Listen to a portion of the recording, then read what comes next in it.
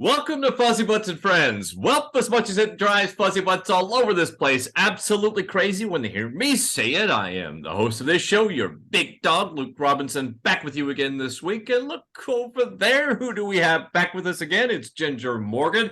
She's our co-host and the co-producer of the show, as well as the executive director of the Puppy Up Foundation. Ginger, how are you today? Oh, wait. Stop. How's the weather today? I was waiting for that. I wasn't even going towards the weather. But I will say this. The weather in Memphis, Tennessee is fantastic. It's like under 80 degrees. The humidity is not too high. But what I was going to say is that I'm really happy because I took Indiana for hydrotherapy today and acupuncture, which we've been doing now probably consecutively for about 6 weeks. And he, obviously, that he has a mobility issues in his hind legs, and he's never reacted to getting acupuncture in his back legs. So today, when Aunt Dr. Kathy Mitchner did put the needles in, he reacted to that. He could feel the needles going in. So I thought that was great. So today is a red letter day for Indiana, a big A for him. Indeed, it was a wonderful day. Great day for Nanner. We're making him showing signs of improvement. Well, Ginger, that's the way to start out your show and your intro with the fuzzy butt and not. Why did you ask about the weather then? Well, because you do it every time, and the thing is that in Memphis, weather only applies to you. Our audience is worldwide. We're growing. We have new people subscribing to our YouTube channel, Ginger. So start the show with the fuzzy butt story. How about that? Let's try that next time. All right. I'm going to start with the weather again. Of course you will. Of course you will.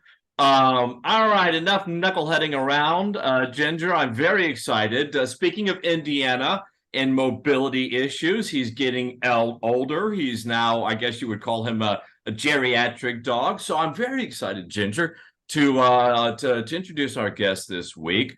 It's Sherri Franklin, and she's with a wonderful organization out of the Bay Area called Muttville Senior Dog Rescue. Sherri, welcome to Fuzzybutts and Friends. I'm so happy to be here. You guys are a hoot. we cut up every once in a while. Well, I'm not sure if you know enough about as much about Puppy Up in our foundation, but pretty much our entire day is dogs and cancer. So you have to. Well, you know what compassion fatigue is all about, and so you know exactly what it's like. You have to have some fun and make some fun, or you just go nuts. So on that segue, Sherri, let's talk about your origin story. Tell us about who you are and how did you get involved in helping out our senior dogs, which is so important. Well, first and foremost, I am passionate about dogs and dog rescue. And I just started out as a regular dog walking volunteer at my local shelter a long time ago. And I just saw the old dogs come in, and I'd fall in love with them. And a lot of them did not make it out of the shelter alive because people were adopting puppies and young dogs. And here I was, falling more and more in love with these old dogs. And I started taking them home one at a time. And I went broke pretty much taking care of them, as you guys can imagine. And I'd find them all homes through my regular work as a hairstylist. And pretty soon all my clients had dogs and all my friends had dogs. And I was broke, spending on vet bills and time and energy and love. So I decided to start a senior dog rescue, which at that time there was no such thing. So I went back to school, learned nonprofits, learned about nonprofits, took a lot of courses in dog behavior, and had learned from doing what I had been doing and also fostering dogs at other organizations. So I started out of my house, and it was a journey, and now we've saved over 11,000 senior dogs. Wow. And congratulations. And found them all homes. That's what's important. We're not hoarding here. We're talking about actually finding them homes. And we've really created this buzz around senior dogs. I know some people hate it, but I say we made senior dogs sexy. And what I mean by that is trendy. You know, people love, now there are, you know, a million stories about senior dogs and how they've changed people's lives. And I talk about that might happen. I'm in a home with a lot of dogs right now. Anyway, so it started out in my house, 5 years living in my house with volunteers and dogs going in and out. And we did that until we found, excuse me one second, I am gonna. Sure. Go on. Okay, Ginger, while she's gone, why don't you talk to us about the weather again? I just shut them all out. The weather here, by the way, is 90 degrees in San Francisco, Wow. which is unheard of. It's the hottest, whatever this date is on record. So we're all hot and bothered here today because we have no air conditioning, and San Francisco doesn't usually need it. Oh, yeah. Yeah, so keep your kids nice and cool today. Yeah, And yeah. We moved into, we leased a space from the San Francisco SPCA, and we've been there for a little over 10 years now. We opened, I wanted to make it like my house. You know how shelters, dog walks in there, they're not especially, you know, happy, they're scared. It's a scary place. So what we really wanted to do was create something that was home-like. So our shelter is cage-free except for our isolation area. And we have rooms where dogs might not get along or maybe haven't been neutered and are really fuzzy butt and humpy. We basically want to make them feel at home from the minute they arrive. And that's what we do. And that's the beginning of their new beginning. Well, wonderful. I had a fuzzy butt. His nickname was Humpin' Huds. He was a humper, God bless him.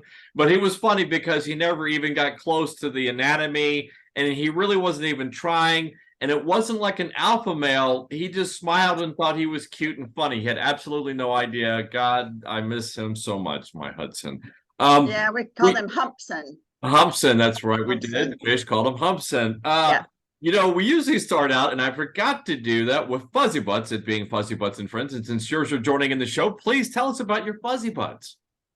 Oh my God, they come and go because I really adopt the very broke. Personally, I have, I know that you work with cancer, dogs with cancer. I have, my passion is to work with very broken dogs that come into the shelter from either really bad situations or with you know, severe health issues. So my dogs are usually hospice because I'm drawn to that and I find it really, really rewarding. And I encourage other people to think about trying it at least once because it is quite something, quite rewarding, even for families to do. So now I have a little, I call her Granny. She's about 19. She's a Bichon. Her father, her human father, had to go into a nursing facility and couldn't really walk or care for her. So I brought her home. So she's my old granny. She's very, very loud and obnoxious when she gets hungry, but otherwise she's the one that can stay in here with me because she's usually pretty quiet. And the rest are just, it's an ongoing thing of broken, sweet dogs. Some of them didn't even know each other and become best friends by just being at my house. And lots of fun personalities and lots of really wonderful experiences. And I have a team of volunteers that come and they take care of my dogs when I'm at Muttville. So the dogs that I have here that are hospice dogs, they get a lot of attention, a lot of love. And it's quite a fun little house I have to say. A lot of love, it sounds like there. And God bless you for doing hospice. That's a program that you do, medical care. I love it. Thank you for that. We're going to talk about it for sure, Sherri. There's no doubt. But let's go ahead and kind of pull back the lens a little bit and start out with talking about Muttville and the organization general. When you do start, and just give us a general idea, and then we'll talk about senior dogs and the challenge of senior dogs, and then we'll discuss your programs. There's challenges and opportunities. Absolutely. I always say that because there's lots of opportunities and love to be had from senior dogs. Well, I think the way I wrote it was increasing adoption rates for senior dogs and then providing healthcare. So yes, but you're right, they're not a challenge. It's challenging to, I think what you're saying is very accurate, because when I first started Muttville out of my house, there were certain things that, and a lot of myths that have to be shared and debunked, I should say. And we had the responsibility of doing that, or dogs would, we wouldn't be able to adopt them out. So, old dogs can learn new tricks, things like that, where you just assume that a dog that's in a shelter is in a shelter because the dog is bad. I've thought about it, and I think maybe the way to say it, at least maybe right now, the way it makes sense in my mind, is they have you have responsibilities that you have that are additional to what you would with younger Fuzzybutts, but you have rewards. So the responsibilities kind of on that side of the ledger, but you have the rewards, and as you know, the rewards vastly exceed the additional responsibilities. Oh, so much so that I have to say that we say 23% of our adopters are return adopters. I have some people that are like me. They just continue to bring every hospice dog home. One passes away, they gravitate towards another one. So I think so with Muttville, when I started, there was a lot of marketing to do around senior dogs. So it's not just, you've got to get them out there, and you've got to tell their stories, and you've got to take cute photos, and you got to have 1 million volunteers to do all that, because we didn't have the fundraising ability at that time to pay people. So it really was a labor of love for so many to get us up and off the ground. Especially, I think Facebook Facebook wasn't when we first started. So Facebook came in around when we were first starting. So we were just starting to do a little bit more of a push outward besides our small little area, right? But talking about their backgrounds, some of them have incredibly loving homes where somebody passed away and the dog ends up in the shelter. It's never been in a place like that. It's always slept right next to its person, whomever was the guardian.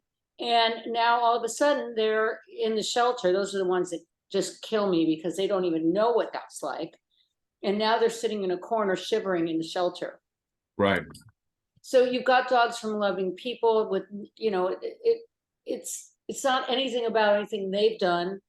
They just ended up in this situation. Then you have dogs that have lived in backyards their whole lives and never experienced love before.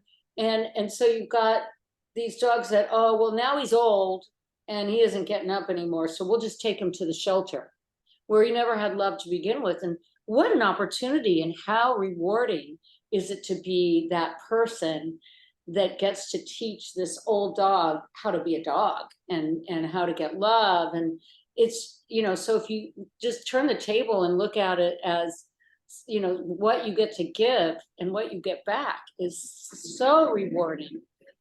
So we did a lot of marketing with those stories. I think that really helped to get Muttville seen and off the, on the map, so to speak, and elevated senior dogs, in a larger capacity. Like now there's senior dog rescues everywhere, because we got to show the success we were having and how wonderful these dogs are, and that they were dying.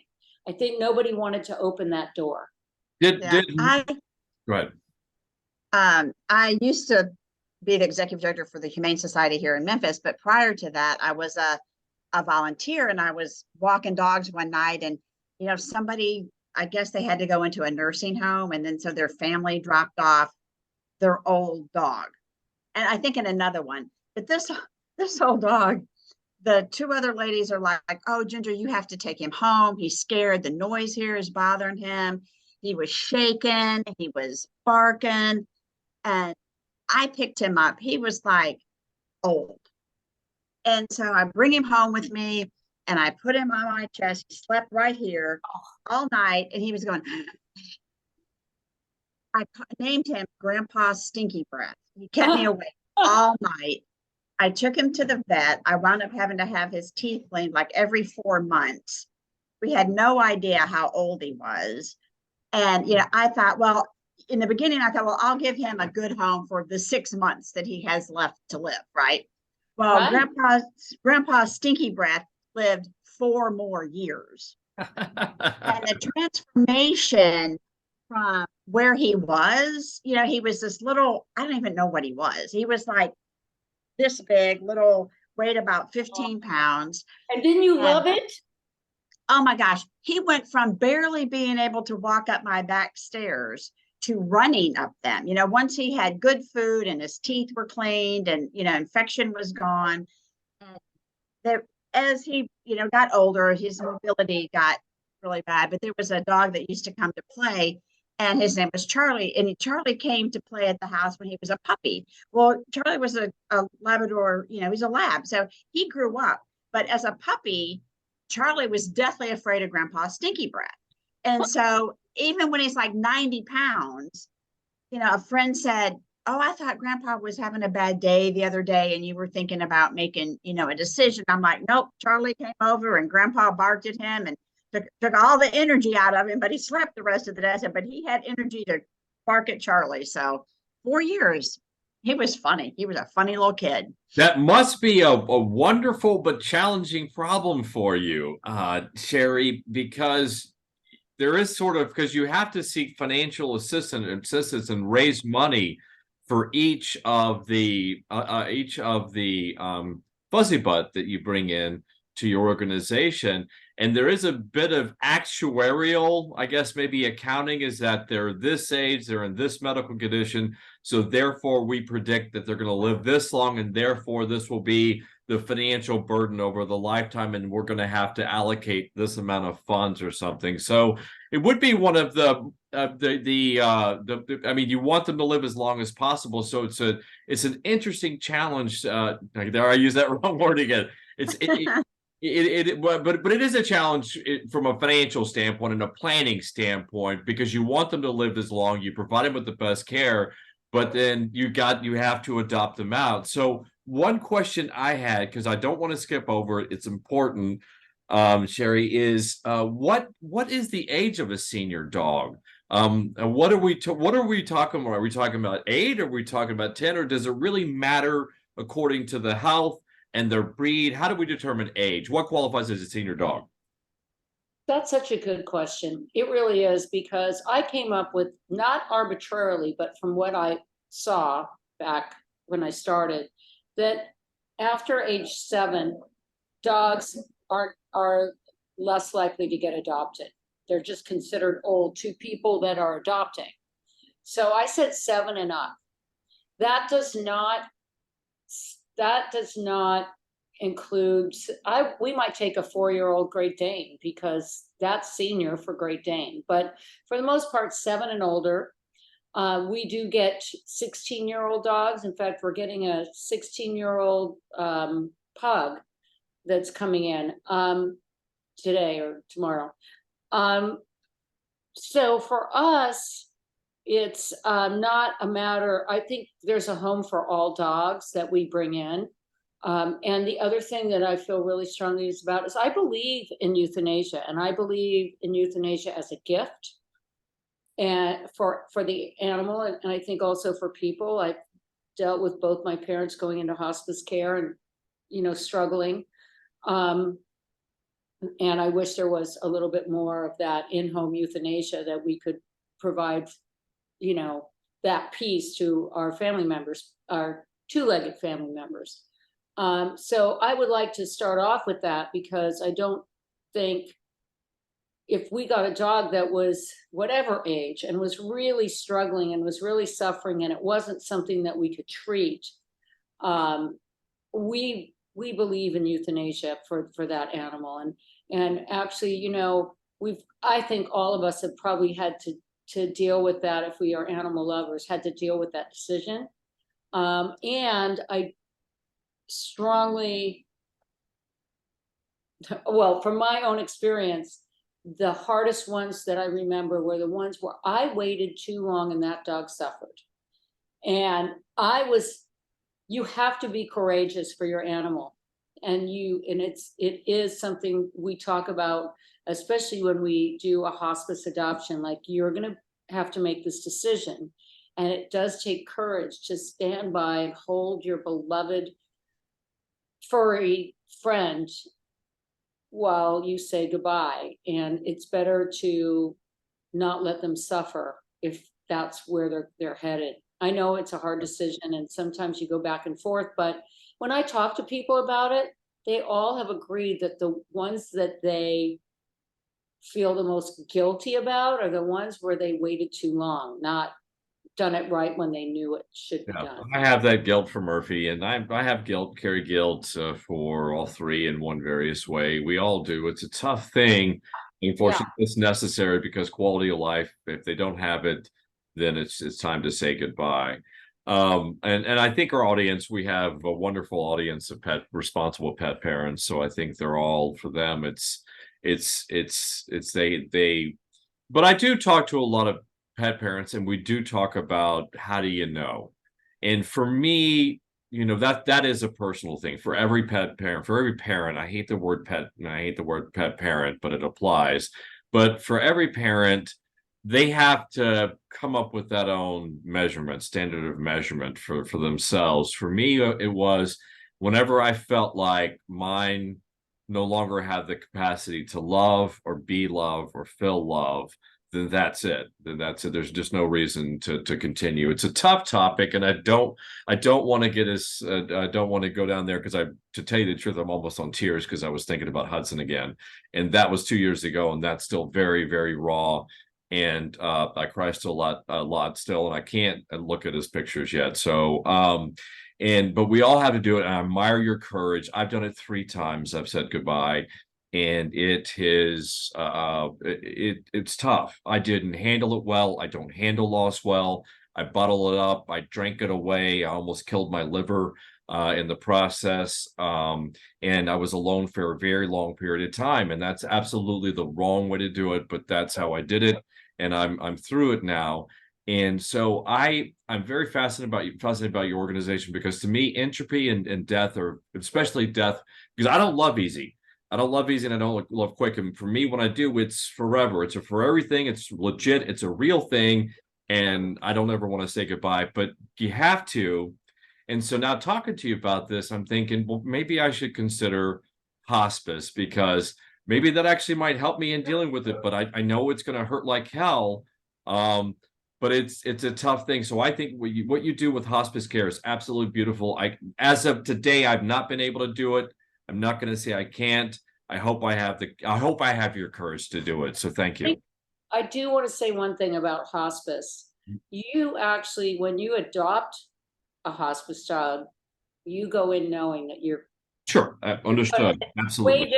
I think my hardest dog was the one that I got that was almost a puppy, and you never think about it ending. You just think about it being eternity. You're going to have this wonderful relationship, and so it's a different mindset. Does it help though for you, Sherri? Does it help you emotionally prepare going into that relationship, that new relationship, knowing that?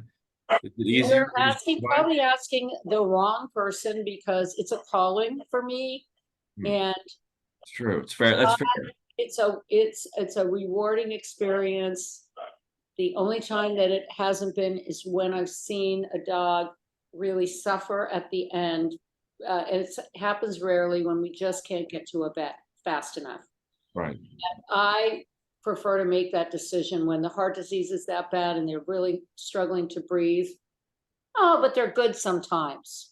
And then in the middle of the night, all of a sudden, it's really, it's powerful or whatever. These stories happen. So I appreciate you letting me talk about it. And well, I'm fascinated by it, and I want to help that. Yeah. I mean, that right in itself, because I'm trying to look at a way to really help out pet parents who can't afford cancer care, for their kids, not just Palliative keeping kids. care. And it's expensive. It's a big task, and I can only imagine how caring for hospice care for a lot of dogs probably gets expensive. So, is that that's a part of Muttville? And so, do you fundraise for that separately? And We something. fundraise every day for everything because it's not cheap to work with senior dogs. They all come in with health challenges, health issues, some small, some none, but most of them need a dental. Almost every single one of them needs a dental. And a lot of them, in fact, today I was in the dental suite. We had 2 dogs that lost all of their teeth, So you can imagine the mouths we get to see. So it's not cheap. So I do say we fundraise for everything. One thing I really want to get real clear is something that we truly believe in, and that is not everybody can go down the road of $10,000 in cancer care for their dog. I mean, I wish they could, but it's expensive. In California, it's probably double than anywhere else because it's just so expensive here, and there's so few veterinarians, and that's nationwide actually. But and I applaud if you decide you want to go down that road, and I have many friends that go down that road with their animals. But I'm not going to villainize somebody that decides that they need to feed their kids and they love their dog and they're going to give it palliative care and give it all the love and make sure it doesn't suffer. And it may live 3 years with some kind of cancer that may spread very slowly, and let that dog have the best ending. We adopt out dogs that have cancer everywhere, and we aren't going to treat it with anything but palliative care. That is not expensive. Palliative care is not expensive. So it's about comfort care. It's about caring for your animal, keeping it comfortable, taking care of like ear infections or things that aren't super, that are quality of life in the moment, like an ear infection, or has a cold or has diarrhea. Those are all quality of life in the moment that you can afford. But when some people, and a lot of people I know, have to draw that line between what I can afford and what I can't afford. But I love my dog. Well, I think California politicians are making things unnaturally unaffordable, and that's unfortunate, especially when it comes to veterinary care. And but you're absolutely right. It is a consideration, and Ginger and I, certainly everyone at Puppy Up, we certainly don't judge anybody for the tough decisions and care, quality of care decisions they have to make for their fuzzy butts. It is a tough decision, but our recommendation is always, Sherri, is that if you with your kid, with your fuzzy butt, if you get a biopsy result and it's cancer, at least go take a visit with the board certified veterinary oncologist and see exactly what, if anything, can be done. Learn the options first before you make the decision, and make sure that the decision to educate. Yeah. How many? I'm curious, but it's that is a huge financial burden. But how many hospice patients do you have at any given time? Is it a lot? Is that a big need? No. Well, there is always a need for hospice adopters. But usually around 30 that are in the program, because they unfortunately usually die within 6 months. Okay. Now, we've had some incredible things happen where I have one of these dogs here, by the way, 8-year-old dog that had severe heart issues, and we didn't know what it was at the time. So we put her in, we treated her. I mean, it was it was an emergency at that point. So we put her in some oxygen and we gave her all these meds. And then we're lucky we have a cardiologist that volunteers at Muttville. We did a cardiac workup, and she's been on meds. She's been with me almost a year now. She is so full of beans, and she's lost 5 pounds because she was obese. And of course that didn't help her heart. So, you know, now I adopted her as a hospice dog, and now it's like, no, she just needs Pimobentin every day and that's it. You know? So, you know, sometimes it does end up being a miracle, right? You have your own grandpa stinky breath. Yeah, kind of, except no stinky, because Except good dentals. good dentals, but you want those stories, and that's really you hope for the medical miracle, you hope for the miracle, Right. but you just give them love, and that's just absolutely, you do your best and you give love, and that's the best you could do. But By the way, we have a volunteer oncologist that volunteers at Muttville. I truly believe that some of these things are so easy to eradicate, and others, by the time we get them, it's gone. do you feel comfortable giving them a shout out? Because I would love to give them a shout out and thank them for their work for donating their services. Can't think of her name. That's all right. Do not like cut that out. Okay, whatever. Yeah, well, that's all right. It's understand. I understand. I'll get that name to you though, so that you can do a shout out later. What we'll do is we'll put it in the show notes for sure. I know you're incredibly busy with all of the things you have caring for all the kids. So let's get to the graying fuzzy butts that need adoption. You've got quite a program there. 11,000 senior dogs. That's a big number. Rescued. We've rescued Congratulations. them and found them homes. Congratulations. What I love to share best practices with other shelters there. We talked to Gray Muzzle. We've talked to, we'll talk to more because we always promote them. We love to share best practices. So what do you recommend? What are some tips for increasing the chances or improving the chances of a senior dog being adopted? Because like you, everyone, we just hate to see older dogs in rescues and shelters. Don't we? We really do, and I can tell you that shelter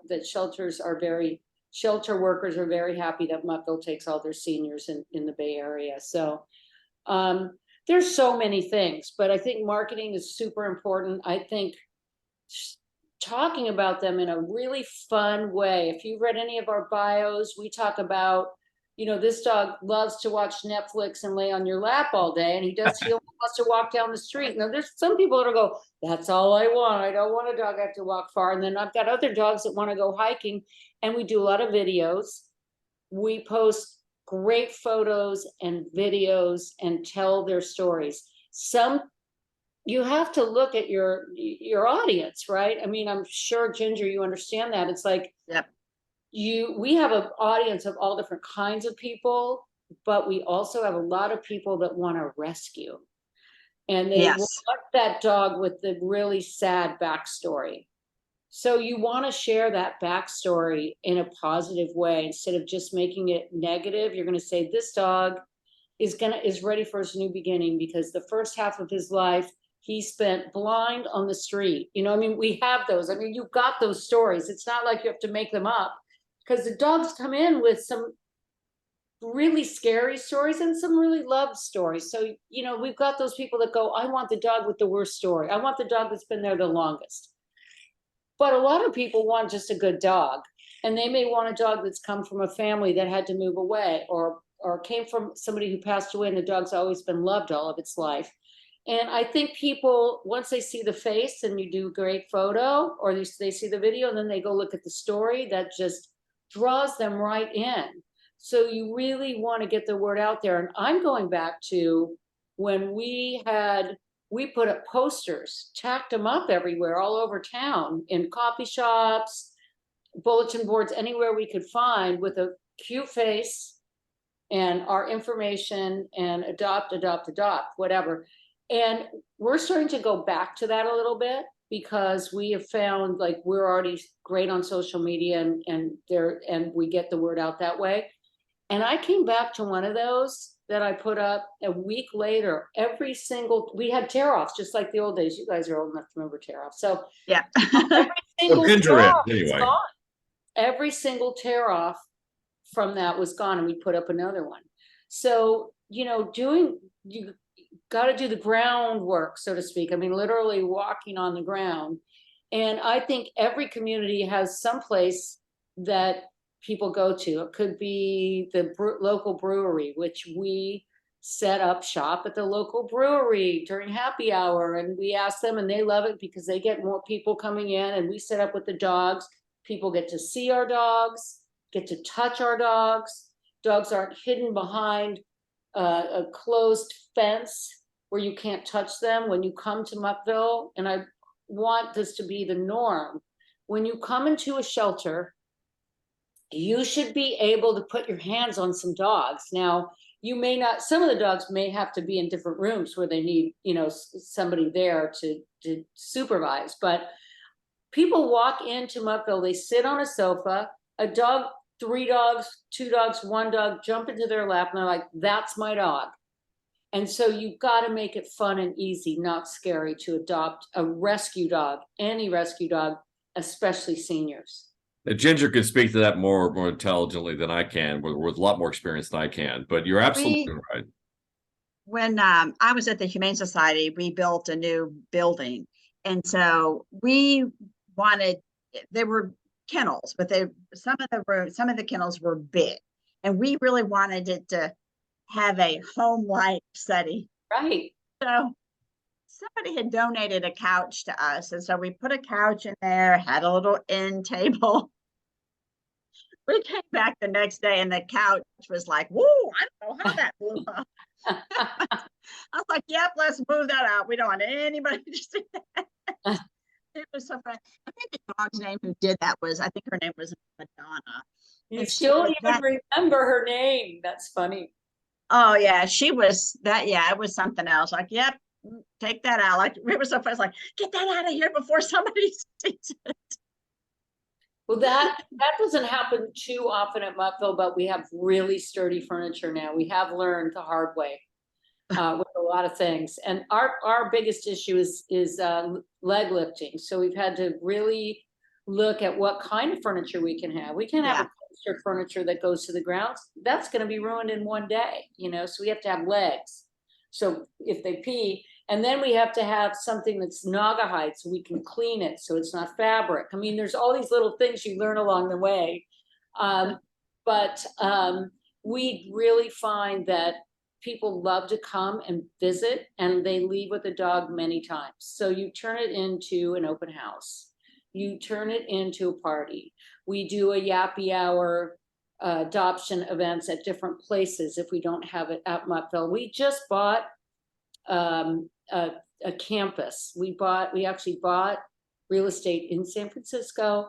We have a campus now that we're building that we'll have a community space involvement where we will be able to do humane education and other forms of activities for the community in general. But we're going to be a destination where people want to come, they want to hang out with the dogs, and they'll learn the stories, and maybe they'll take home a dog. So it's really getting yourself out there. And like I said, you don't have to have a fabulous social media following. We started just with those simple tools, and we're using them again. We've gone all the way back down to using that kind of stuff again, and it's working. You know, I think we're going to see a lot more on that in the future, of people focusing more of just getting out in the community and just talking about what the needs are, who needs a senior dog, who wants us, just talking to people, just having a conversation to real people. I think that's wonderful that you do that. You know, speaking of some, tell us about some of the success stories that you've had there. Oh, well, no, I'm sorry, I skipped over a point there. I was focused on what you were saying, and I forgot. So we talked about, and I think this is important, I don't want to gloss over it, so that's why I want to go back. So we talked a bit about what you're doing to increase or improve adoption rates with senior dogs. But I wanted to ask you, Sharon, I think this is important, that's why I went back to it, is that, are we doing anything societally to help prevent or minimize the surrendering of senior dogs? What are we doing to educate pet parents and just say, you know, it's manageable? It's like I said, just additional responsibilities, but additional rewards. Right, and that's part of it. I'm seeing more and more programs for access to care, which is, low cost care, and making sure we have a group out here called Vets in Vans. And actually one of their vets that started it was a vet at Muttville. So I'd love to plug them, but they do low cost surgeries. They don't do like vaccine clinics. They literally do low cost surgeries, and they have a van that's set up to do surgeries, which is amazing. We're starting to see a lot more programs that are like that, and that access to care may be the difference between the person giving up their dog or keeping their dog. So that's one thing that I think is starting to really bubble up from the crisis that we see nationwide. This isn't a California crisis. This is a nationwide crisis. Vet care is expensive everywhere. For my income, it's here. And for somebody who has lesser income in another state, it's still sometimes unreachable. And I think that educating people on different ways to help their senior dog. This is a good story. This is somebody that emailed me, and they wanted to give up their dog Buddy, and because he was peeing all over the house, and he never had before. So I said, have you tried belly bands? And they go, no, what's that? And I, it was through email, and I sent them a photo of a belly band, a link to where they could get this, before Amazon was selling them, by the way. This was when there were like 2 or 3 places you could get a belly band, and they were usually on Etsy, homemade. You need to do this, and then when he lifts his leg, it goes into the diaper, and you wash the diaper, and everything's fine. I saw this woman years later, and she told me that it literally saved her dog's life. So when I finally saw her, she said, those belly bands that you told me about saved my dog's life. I was going to turn him into the shelter. So go ahead. No, I didn't know they were called belly bands, but to me, they're diapers. Well, there's diapers, which are different than belly bands. Yeah. So belly bands, I call them the bad boy bands. I love it. Look, that's the belly band is what I put on PJ. Yeah. I was just gonna say, I'm going through this right now. I can't imagine a pet parent anywhere saying, just because they're urinating, I gotta say goodbye. But I understand it because Indiana now can't get up, and for a number of reasons now, he's having accidents that he's never had before. And so I put on the diaper. I think I wasn't able to find a belly band in his size or something. I have big ones. I have all sizes. We'll have to talk offline to where we can get some, because I think I was looking. We have like extra large, and it's still not. It wouldn't be comfortable on him. It'll go around, but it's just not comfortable. There's a lot of people that will make them for you. So. Thank you. That would be great. But so at night, I put a diaper on him, and I actually kind of enjoy it, in the sense that you're taking care of your son, and it's something that it's a tough thing, but it's a duty, right? We have to do it, and there's a sense of peace and quiet satisfaction in doing it, and so we do that, but I can't imagine having a situation where you're forced with that decision, or have to make a tough decision. So my next question to you, Sherri, is, does Muttville, for the pet parent, I would never do this with Indiana, Ginger might with her kids, I would never do this, but let's just say I was having a situation with healthcare, because we're going to get to that in a second, or access to services or whatever it is. Can I go to Muttville and say, Sherri, I'm having trouble with paying for medical care with my kid. Do you help out with them with that, or do you help out with them that, or is it more of just you just focus on, okay, if you can't afford them, then we just go ahead and adopt them? Well, first of all, I am looking forward to the day when we have the funds to help dogs outside of our program, but right now, we are bringing in 25. Well, we're bringing in 25 dogs a week, and we're adopting out 25 dogs a week. So we're busy with surgeries. We remove tumors, and we do the dentals. We do ear ablations. we do so much that we don't really have the bandwidth. Imagine your veterinarian. I imagine your veterinarian that's providing the free services. Their bandwidth is maxed out too.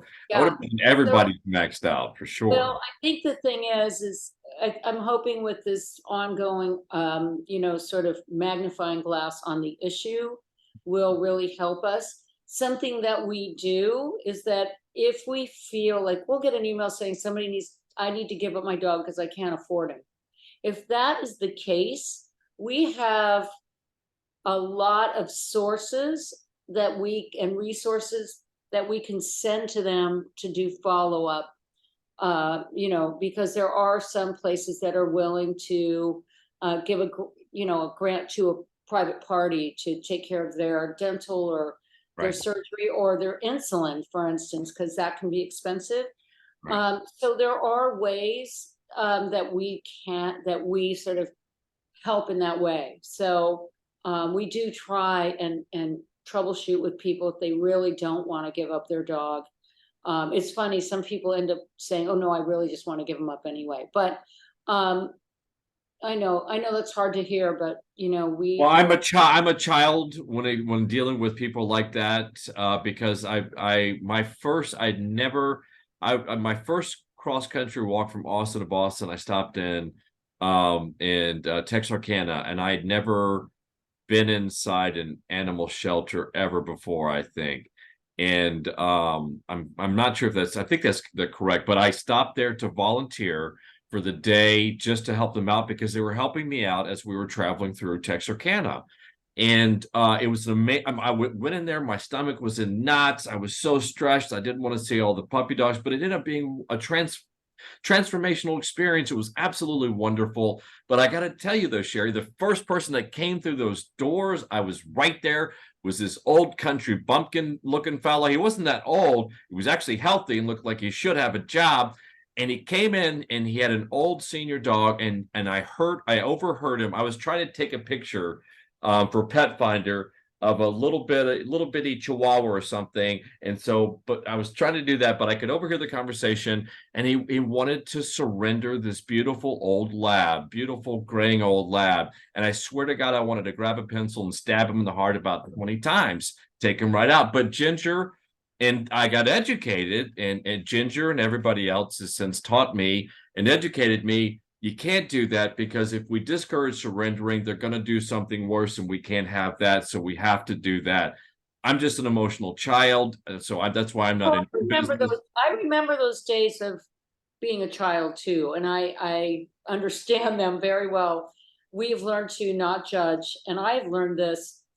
And if you read some of my very sad emails about the reason people have to give up their dogs, yes, sometimes I've learned that you cannot judge a book by its cover, so to speak.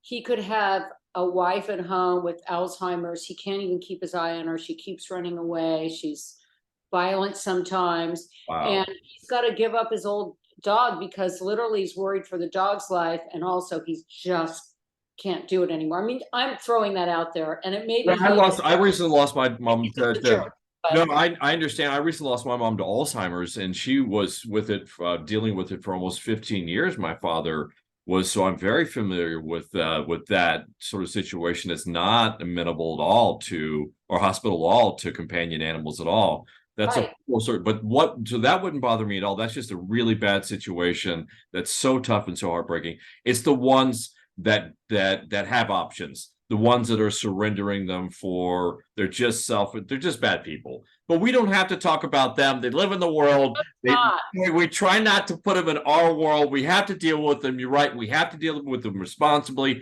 We have to deal with them as adults in this society for the sole benefit of companion animals. So as we kind of we talked a lot, we covered a lot, and I want to get to the success stories. That's where I was getting ultimately, because those are the funny, happy, beautiful stories that people watch and listen to Fuzzybutts and Friends for. So let's hear share with us, our audience, some beautiful, heartwarming success stories, please.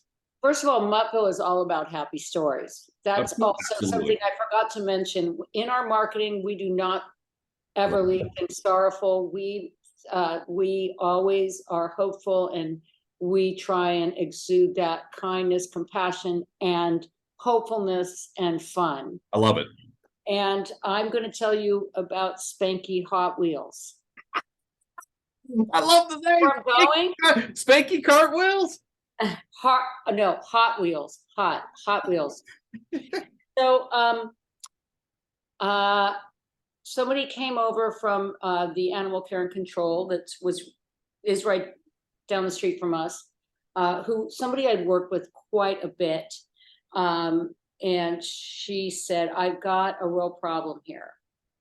I have a dog, and I also am dealing with the guardian of the dog, who's kind of whack.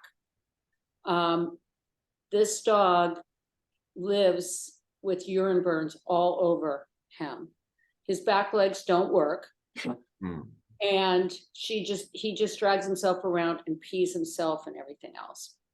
Can you take him? And this was the first year in our new building. So we were still figuring things out too.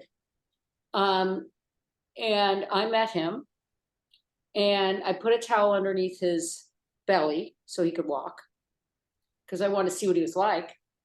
And he took me on a run once I got his back legs up. Nobody had ever done that for him.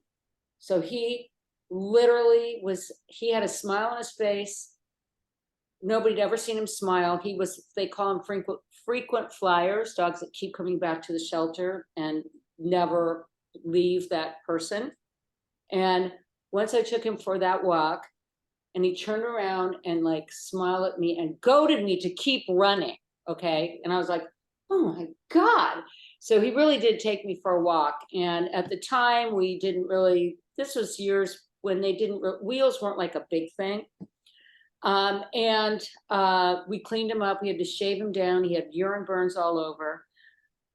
We created something we called the drag bag, which now has become a thing, where dogs wear these bags that are like satiny so that they can go over different things without, rubbing themselves raw. And also it's soft so it actually slides. So we made this drag bag for him. One of my friends who does physical therapy on dogs, she fitted him with some wheels. We had to, he had what we found out later, that a garage door had fallen on him when he was younger, and that's why he didn't walk.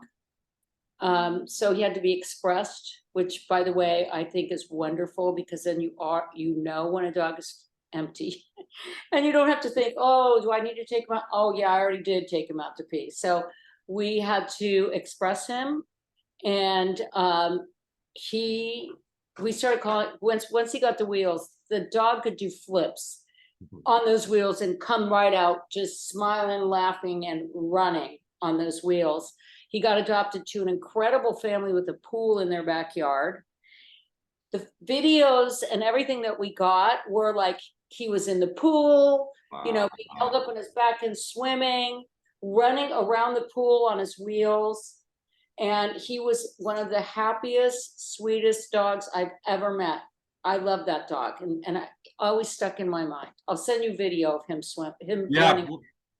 Please, that is so wonderful. I mean, that one just stole my heart. We have so many good stories to tell.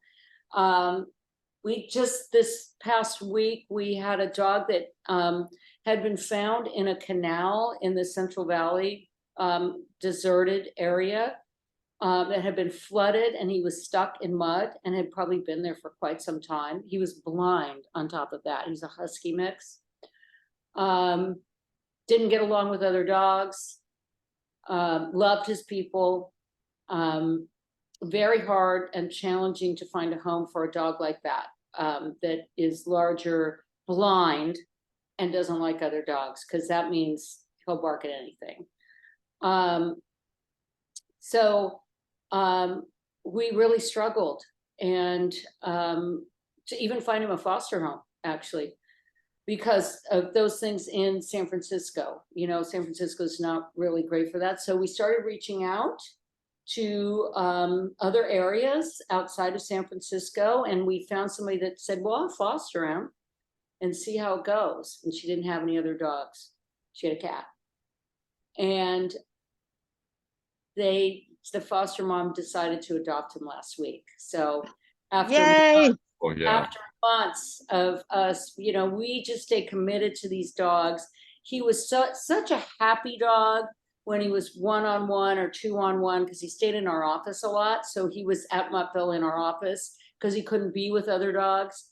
He was always the happiest dog, and none of us gave up on him. And now his foster adopted him. And you know, those are the stories that, you know, there's a home for these animals. You know, there are people out, and it's wonderful that there's so many great people. It really does make you feel good about the people. It warms my heart to hear Spanky Hot Wheels got himself a pool. Hopefully a hot tub too, the little fella. Oh, yeah, right. I love it too, because you know it's a tough one, because the drag bags really, it breaks my heart, because you're right, the wheels are so expensive. Mine, I'm not sure if you know, I have a 3-legged dog I adopted, I fostered. His idiot people that were supposed to look after him and care for him left him outside, chained to a stump. He wrapped the chain around it. Caused a problem. They didn't take him to the vet to deal with the infection, so they had to cut off his leg. And Ginger and I fostered him, and then I adopted him. Grayson tricked me and said he was going to be nice and love his puppy, so he kind of tricked me in that whole deal. But I adopted him anyway. But so I have a special affinity for 2- and 3-legged hearts. A big fan of Tripods, a great organization. If you ever have a situation like that, reach out to Tripods. I know Jim and Renee. But so the drag bag, it's heartbreaking to see, but you're right, it does work. And wheels are so expensive. So I got Grayson a set of wheels. So I spent some time out at Eddie's Wheels. I love Eddie's Wheels. Yes. So I went up to Northern Mass and we got him outfitted. Have you ever been up there to the I have not, but we use them. Yeah, it's lovely. It's gorgeous. They're wonderful. By the way, just FYI, we usually have wheels around.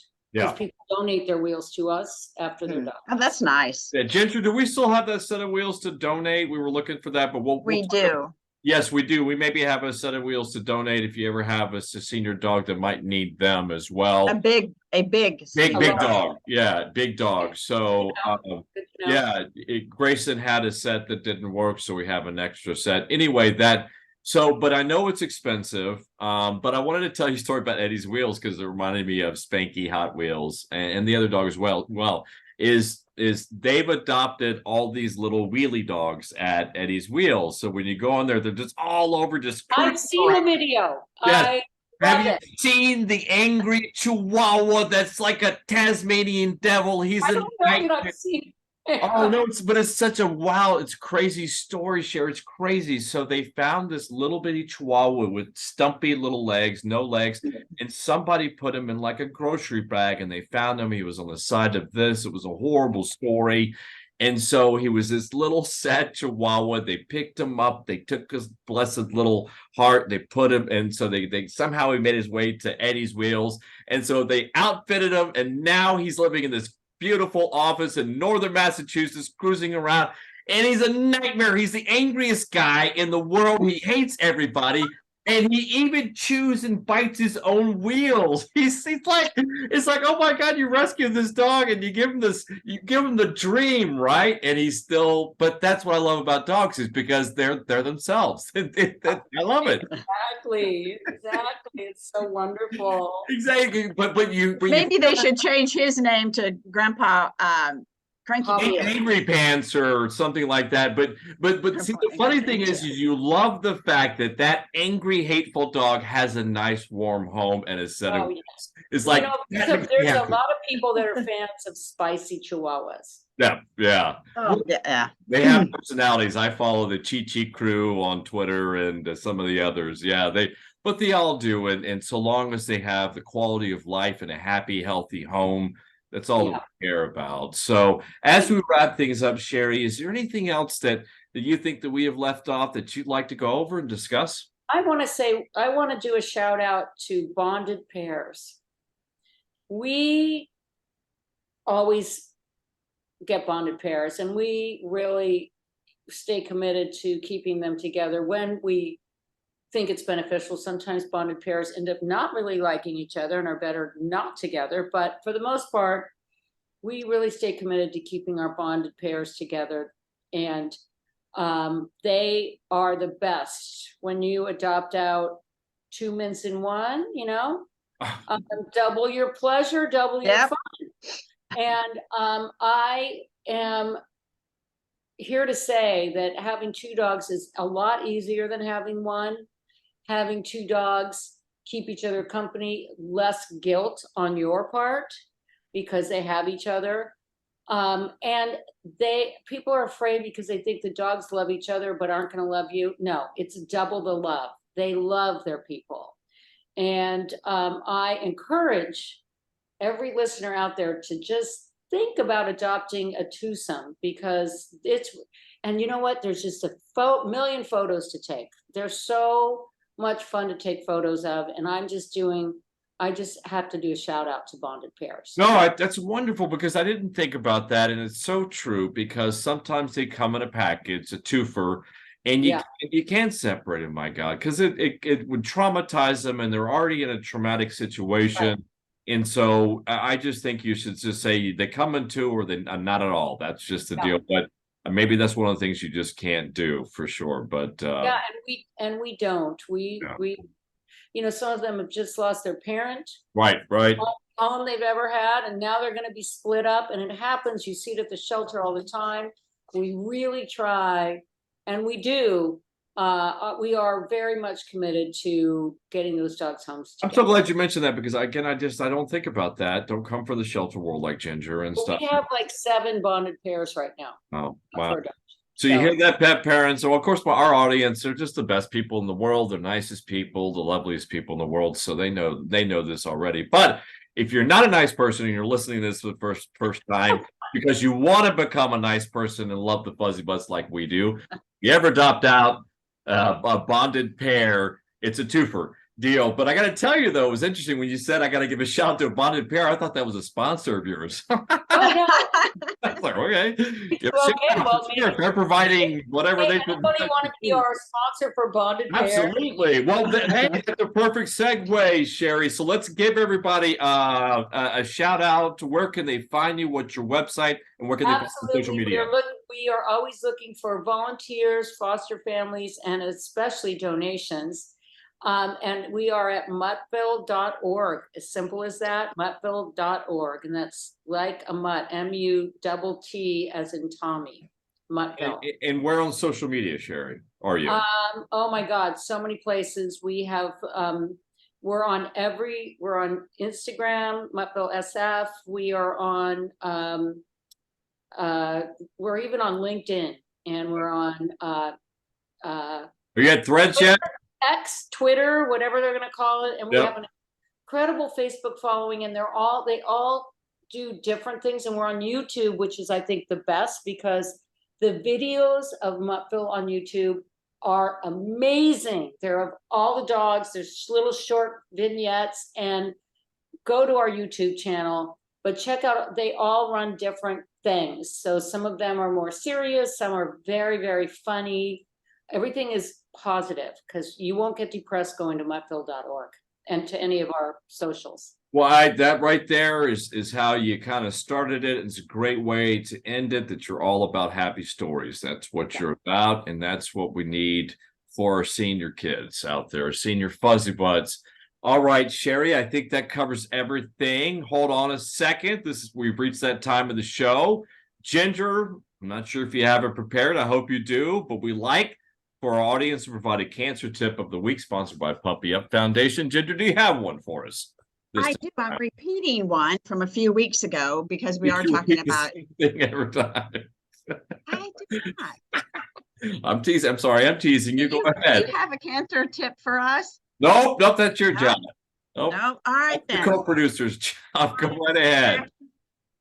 All right, you're moving around and you get a little blurry, and I'm having a hard time hearing you. So we're almost done. Settle down. All right. So be quiet. All right.